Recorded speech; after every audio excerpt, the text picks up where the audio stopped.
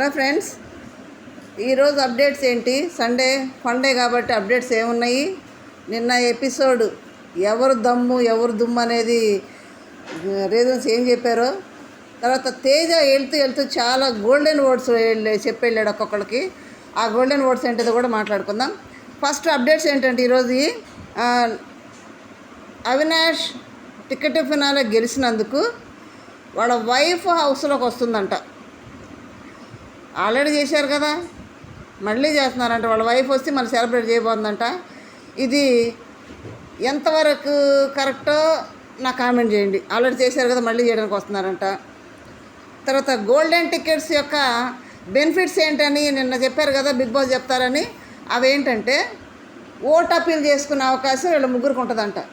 ఆడియన్స్ని మాకు ఓటేయండి అని అడిగే అవకాశం రోహిణి, నిఖిల్, గౌతమ్కి వీళ్ళ ముగ్గురికే ఉంటుందంట గోల్డెన్ టికెట్స్ వచ్చినందుకు.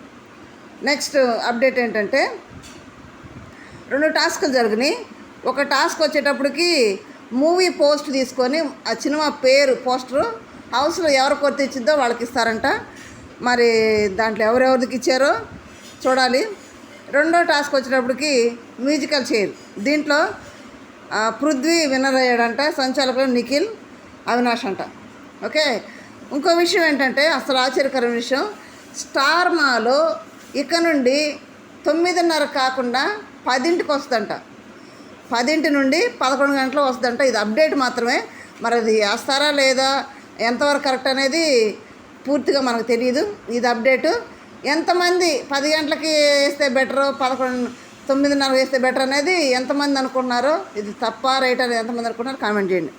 ఓకే, నిన్న ఎపిసోడ్లోకి వెళ్ళిపోతే గోల్డెన్ టికెట్స్ నిఖిల్కి, రోహిణికి, ఆ గౌతమ్కి వచ్చింది.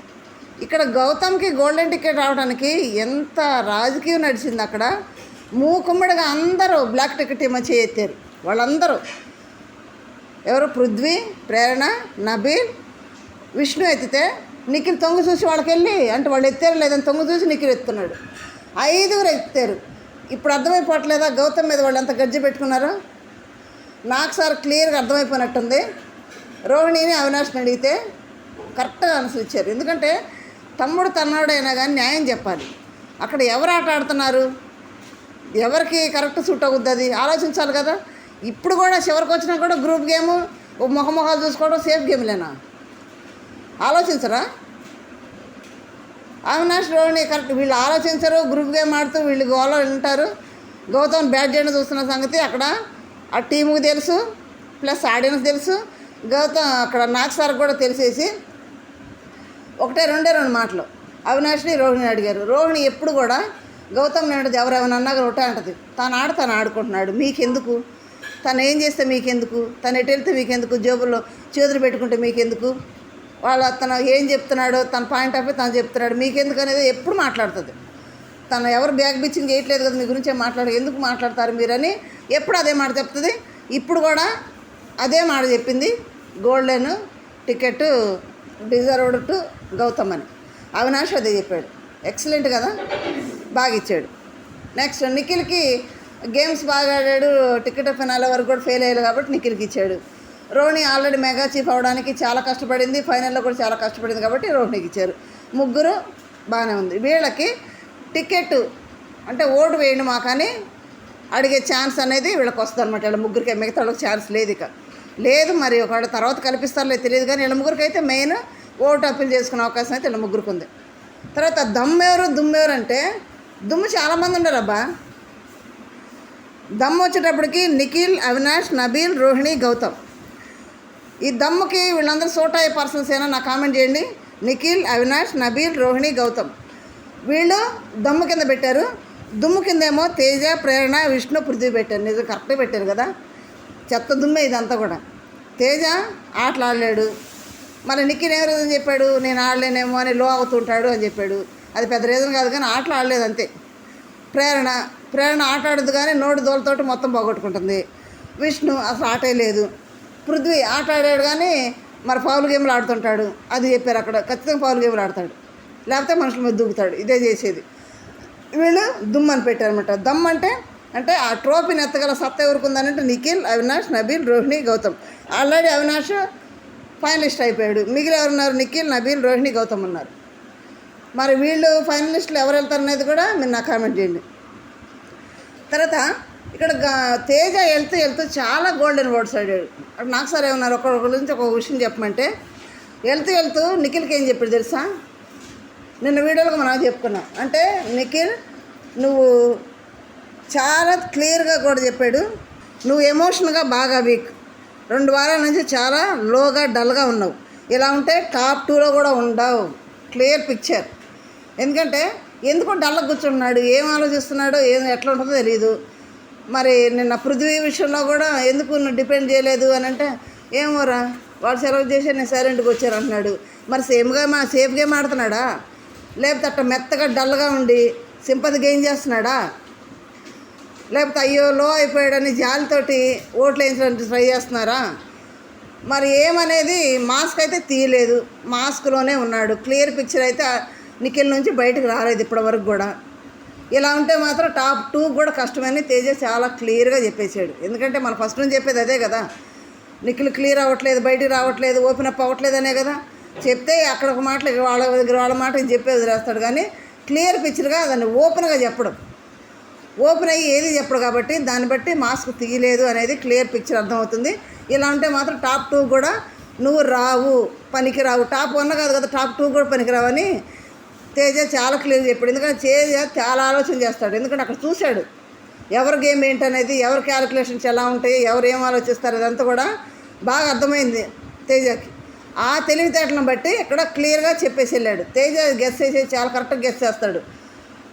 మరి తను వెళ్ళటం గెస్ చేయలేడంటే గెస్ చేశాడు. తను వెళ్తాడని గెస్ చేసే ఏదో కొండకు ఒక ఇంటికి వేసాడు. వస్తే కొండ లేదంటే ఇంటికి కదా పోయింది కదా అన్నట్టు వేసాడు. పాప బాణం తిరిగి ఆ ఇంటికి అనేది ఊడొచ్చేసింది, కొండరాను. ట్రై చేశాడు పాప, ఏదో కంటెంట్ ట్రై చేశాడు కానీ అది తనకే డ్యామేజ్ అయింది. ఆలోచించాడు క్లియర్గా, తను వెళ్తాడనే సంగతి తనకు తెలుసు. ఎందుకంటే క్యాలిక్యులేషన్స్ బాగా వేస్తాడు, లెక్కలు బాగా వేస్తాడు. ఇది చేస్తే ఏమవుద్ది, ఇది చేయకపోతే ఏమవుద్ది, తర్వాత ఏమవుతుంది. అదే ప్రేరణ కూడా చూడండి, ఒక ఆటని ఇలా చేస్తే ఏమవుతుంది, ఇలా చేయకపోతే ఏమవుద్దని ఓవర్గా ఆలోచిస్తాడని కూడా చెప్పింది చూడు. ఆలోచిస్తాడు, నష్టం అవుద్దా, లాభం అవుద్దా, లేకపోతే ఏదైనా బ్యాడ్ అవుద్దా అనేది కూడా ఆలోచిస్తాడు. ఇలా ఆలోచించేవాడు మన నిన్న గౌతమ్ ఎందుకు అలా మాట్లాడాడంటే ఏదో ట్రై చేశాడు. కొంచెం కంటెంట్ వేస్తే ఒక ఎంటుగా ఊడన్న వస్తుందో లేదా కొండన్న వస్తుందో ట్రై చేశాడు. అది ఇదైంది అంతే, కాకపోతే ఏం లేదు. ఓకే. ఆ తర్వాత విష్ణు ఉందంటే ఏమన్నా ఆటలాడుతుందా? నిన్న నాకు సార్ ఏమన్నాడు, ఏంది నువ్వు లేవా అని అడుగుతున్నారు. నిజంగా క్లియర్ పిక్చర్. అంటే ఫస్ట్ నుంచి కూడా ఏదో గెంతుతుందిలే అని అనుకున్నారు కానీ చివరికి వచ్చేటప్పటికి అంత పులిహారలకు అవసరం లేదు కాబట్టే పృథ్వీని బయటికి పంపాల్సి వచ్చింది. ఇట్లా పృథ్వీ కూడా గేమ్ ఆడతాడు కానీ అది పవర్ గేమ్లు ఆడతాడు కూడా దుమ్ము పెట్టేసాడు ఇక్కడ. తర్వాత బ్లాక్ బ్యాడ్జ్ వచ్చింది.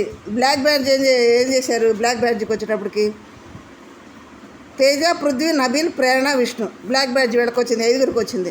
తేజకి సేమ్ రీజన్ చెప్పండి ఇక్కడ బ్లాక్ బ్యాడ్జ్కి. పృథ్వీకి సేమ్ అగ్రెసివ్ అవుతాడు, లేకపోతే ఎదుటి తక్కువ అంచనా చేస్తాడు రోహిణి చెప్పింది.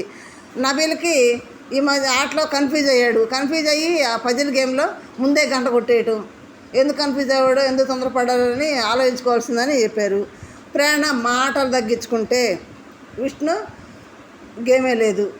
నేను నిఖిల్ మన తేజ వెళ్తూ నిఖిల్కి చెప్పినట్టే ప్రేరణకు కూడా చెప్పాడు. ప్రేరణ నువ్వు నోరు తగ్గించుకోవాలి, నోరు తగ్గించుకోపోతారు, ఆట ఒక్కడే సరిపోదు, నోరు కూడా చూస్తారు, మాటలు కూడా చూస్తారు. కాబట్టి నోరు తగ్గించుకోకపోతే నెక్స్ట్ వీక్ నాకు సార్ పక్కన ఉంటావు అని హౌస్లో చెప్పాడు, బయట కూడా చెప్పాడు అదే మాట. బయట కూడా బెండకాయ పెట్టేసి, ఎందుకంటే నేను బెండకాయ కూర అంటే ఇష్టంగా తిన్నదని పెట్టేసి ఇదే రీజన్ చెప్పాడు. నువ్వు కనుక నోరు మార్చుకోవాలి, ఎందుకంటే మన ఫస్ట్ నుంచి అదే చెప్తుంది. ఆట బాగా ఆడుతుంది, ఆట దాంట్లో దాన్ని ఏమనే పనే లేదు, మనకి మైనస్ ఏం లేదు ఆటలో. ఇదే నోరే. నిన్న సంచాలకులు వచ్చినప్పుడు వాళ్ళ మీద టీర్సు పడింది, ఎంతసేపు లైవ్లో చాలాసేపు డిస్కషన్ పెట్టింది వాళ్ళతోటి. దానికి ఇసిగిపోయి బిగ్ బాసే ప్రేరణ నువ్వు ఆటలో అవుట్ ఆఫ్ ద రేస్ అయినందుకు బ్లాక్ బ్యాడ్ ధరించని చెప్పేసాడు. ఎంతసేపు ఎందుకు చూస్తారు? గెస్టులనే అవమానపరిచినాయి, గెస్టులను అవమానపరుస్తుంది.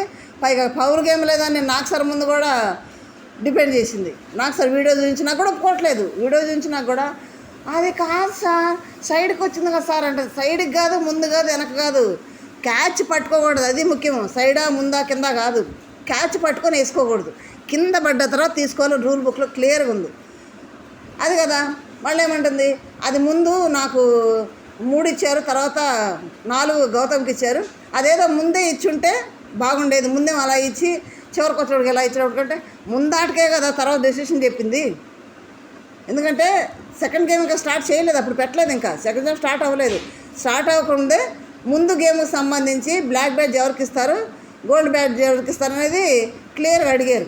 అడిగితేనే కదా వాళ్ళు క్యాలిక్యులేషన్ చేసి ఎవరు పగులు ఆడారు, ఎవరు నిజాయితీగా ఉన్నారు అనేది క్లియర్ పిక్చర్ చేసి రూల్ బ్రేక్ చేసావు కాబట్టి నిధి చేస్తాడు. సేమ్ రీజన్ మన పృథ్వీకి రూల్ బ్రేక్ చేస్తే వాడు తీసేశారు కదా, పాపం ఫస్ట్లో ఉండాల్సిన సెకండ్కి వచ్చేసాడు కదా, రూల్ బ్రేక్ చేసి సేమ్ రూల్ బ్రేక్ చేసావు కాబట్టి థర్డ్లో ఉండదని ఫోర్త్కి వచ్చేసి నీకు బ్లాక్ బ్యాడ్జ్. సేమ్ రూల్ పృథ్వీకి వర్తించినట్టే ప్రేరణ కూడా వర్తించింది. పృథ్వీకి ఎలాంటి జడ్జిమెంట్ ఇచ్చారో వాళ్ళు ప్రేరణ కూడా సేమ్ జడ్జిమెంట్ ఇచ్చారు. ఎందుకంటే గౌతమ్ అక్కడ కింద పడ్డా కూడా చూస్తూ నిలబడాడు, ఎందుకంటే వాళ్ళు కష్టపడి తెచ్చుకున్నారు కాబట్టి. మళ్ళీ పృథ్వీ కూడా గౌతమ్ విసిరేస్తే కింద పడ్డదాన్ని పృథ్వీ కూడా తీసేసుకున్నాడు. ఈ లెక్కన గౌతమ్కి 7 వచ్చిండయి, ప్రేరణ ఒకటి వేసేసుకుంది, పృథ్వీ ఒకటి వేసేసుకున్నాడు. ఆ ఉంది 5, 7 వచ్చాయి, వీళ్ళు తీసేసేసుకున్నారు. కానీ వాళ్ళవి గౌతమ్ వేసుకోలే, నిజాయితీకి నిలబడ్డాడు కాబట్టి అక్కడ వాళ్ళ డెసిషన్ కూడా వాళ్ళ జడ్జిమెంట్ కూడా ఫెయిర్గా ఉన్నాడు గౌతమ్. అక్కడ కింద పడ్డాక తీసుకోలేదు, నువ్వైతే క్యాచ్ పట్టుకొని మరీ వేసుకున్నావు, అది అందువల్ల నిన్ను తీసేస్తున్నావు ఇచ్చారు. అది నేను నాకు సార్ మీద కూడా ఒప్పుకోవట్లేదు, వీడియో చూపించినాక కూడా. తర్వాత నాకు సార్ చెప్పిన తర్వాత వీడియో చూసావు కదమ్మా అని అంటే ఓకే సార్ ఓకే, నా టికెట్ వెళ్ళిపోతుంది సార్, అక్కడ వెళ్ళిపోతుంటే పరిగెత్తు, టికెట్ వెళ్ళిపోతే పరిగెత్తుని పట్టుకో, టికెట్ వెళ్ళిపోతుంది సార్ అంటే నాకు సార్ బాగా అన్నాడు. టికెట్ వెళ్ళిపోతుందని దాంట్లో గేమ్ ఫౌల్ గేమ్ ఆడేస్తావా, అన్ఫేర్గా ఆడతావా గేము? అది కాదు ఆట, నువ్వు గెలిచినా గెలవకపోయినా ఎలా ఆడే చూస్తారు అక్కడ. ఇప్పుడు గౌతమ్ని చూశారు కదా ఫెయిర్గా ఆడింది, అట్లాగే ఎవరినైనా సరే ఎలా ఆడింది, ఎంత ఎఫోర్ట్ పెట్టింది చూస్తారు. గెలుపు తర్వాత సంగతి, ఫెయిర్ తర్వాత, అన్ఫెయిర్ తర్వాత. ముందు ఎలా ఆడారు, ఎంత ఎఫోర్ట్ పెట్టారు, ఫెయిర్గా ఆడారా, అన్ఫెయిర్గా ఆడారా, ఫౌల్ గేమ్ ఆడారా, ఫౌల్ గేమ్ ఆడలేదా, నిజాయితీగా ఉన్నాడా, లేకపోతే అబద్ధాలు ఏమని చెప్పారు, ఇవన్నీ కూడా చూస్తారు కదా సంచాలకులు. అది చూసి వాళ్ళు జడ్జిమెంట్ ఇచ్చారు. వాళ్ళ మీద రెచ్చిపోయి నోటుకొచ్చేటి మాట్లాడేసింది. ఈ నోటిదోల ఫస్ట్ నుంచి ఉంది ప్రేరణకి, ఫస్ట్ నుంచి కూడా కిచెన్లోకి వచ్చిందంటే గొడవ పెట్టుకోవటం. నిన్న చూడండి బయట రోహిణి వాళ్ళు మెగా చీఫ్ బ్యాడ్జ్ పెడతానికి సెలబ్రేట్ చేసుకోమంటే అవినాష్, తేజ, రోహిణి సెలబ్రేట్ చేస్తుంటే వాళ్ళు అక్కడ చపాతీలు చేసుకుంటున్నారు లోపల. రోహిణితో పాటు సెలబ్రేట్ చేయొచ్చు కదా, ఈ గ్రూప్ గేమ్ మానరు, మేము గ్రూప్ గేమ్ చేయలేదంటారు. అక్కడ నబీలు, నిఖిల్, ప్రేరణ, పృథ్వీ చపాతీలు చేసుకుంటున్నారు. ఈ గ్రూప్ చివరికి వచ్చినా కూడా గ్రూప్ ఏందిరా బాబు, కప్పు నలుగురు ఎత్తుకెళ్తారా ఏంది? చివరికి వచ్చినా కూడా ఇంకా ఇది అవుతున్నాడు ఏంది? కానీ నాకు ఒకటి ఏమర్థమవుతుందంటే వీళ్ళతో కలిసి వీళ్ళకి సపోర్ట్ చేయటం వల్ల నేను కూడా బ్యాడ్ అవుతున్నాను. నిఖిల్ ఏమన్నా సేఫ్ గేమ్ ఆడుతూ సైలెంట్ అవుతున్నాడు, వాళ్ళతో పెద్ద ఇంటరాక్ట్ అవ్వకుండా, అది కూడా అయి ఉండొచ్చు. ఎందుకంటే మాట్లాడిన కానీ ఒకటి వస్తుంటాయి, వీళ్ళతో మాట్లాడితే గ్రూప్గా కూర్చున్నాడు మాట్లాడుకుని అంటారు, ఎందుకు వచ్చిన వాళ్ళని సైలెంట్గా ఉంటున్నాడా, అది ఏమో, అది కూడా స్ట్రాటజీ అయి ఉండొచ్చు కదా. నిఖిల్ సైలెంట్గా ఉంటున్నాడంటే ఎమోషన్ అవ్వట్లేదంటే అది కూడా అవి ఉండొచ్చు. కాబట్టి ఇక్కడ ఏదైనా కానీ ప్రేరణ తేజ చెప్పినట్టు, ఎవరో తేజనే కాదు ఎవరైనా అదే మాట చెప్పారు, నువ్వు నోరు తగ్గించుకో, నోరు తగ్గించుకో. ఆ నోడుదల్లో ఏది పడితే అదేనేటు. గౌతమ్ని సిగ్గులేదా అంది, సీతాఫలం తిన్నాను, సీతాఫలం తింటాం నా బిల్లుకి కూడా తెలుసు, కెమెరా ముందు చూపించి మరీ తిన్నాడు అంటే ప్రేరణ రియాక్షన్ ఎలా ఉండి చూడాలని. దానికి ఎన్ని మాటలు అంది. పృథ్వీ ఏమన్నాడు, ఫుడ్ అంతా నువ్వే తినేస్తున్నావు అంటే అడవుని ఫుడ్ అంతా గౌతమ్ తింటున్నాడా? ఒక్కరోజు తిన్నాడు ఎక్స్ట్రా, మరి అన్ని ఫ్రూట్స్ అన్ని కోసి పెడుతున్నాడు కదా వాళ్ళకి, మరి అది అంత కష్టపడుతుంది కదా, దానికి లెక్కలేదు.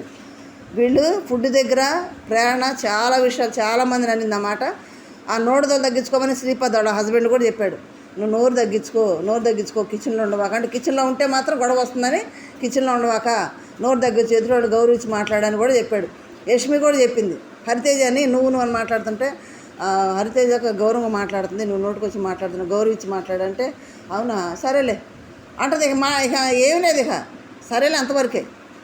అందుకే తేజ క్లియర్ పిచ్చరుగమ్మా, నువ్వు కనుక నోరు తగ్గించుకోకపోతే నెక్స్ట్ వీక్ నాకు సార్ పక్కన ఉంటావమ్మా అని క్లియర్గా చెప్పేశాడు.